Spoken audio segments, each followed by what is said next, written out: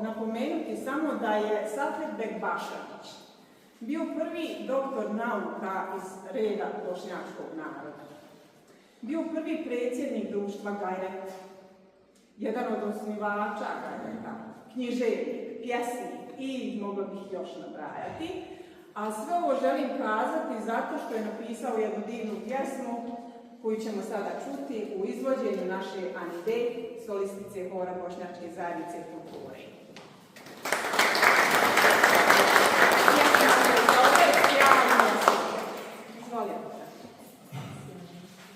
Sjaj mjeseče, sunčevati sjaja, de mi stani oku na vidiku, da ja vidim kroz demirli penđer, kraj đerđefa svoju dilberdiku.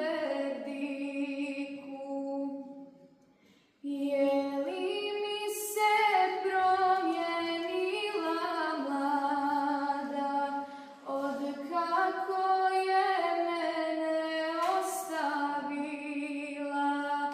Je li još tek svježa ko ružica, kao što je lanjskog ljeta bila? Ili je mlada opala od jada, što je mrzi vjeru prekršila?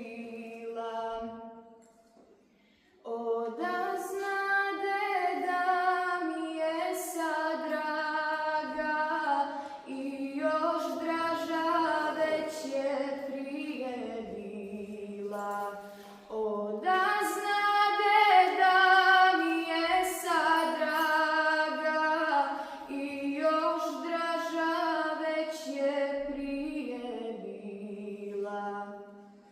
Kad bih htjela pa me razumjela, uz druge bi žice zapjevao. Kad bih htjela pa me razumjela, uz druge bi žice zapjevao. A ovako jaditi se moram, jer sam sreći u nemilost pao.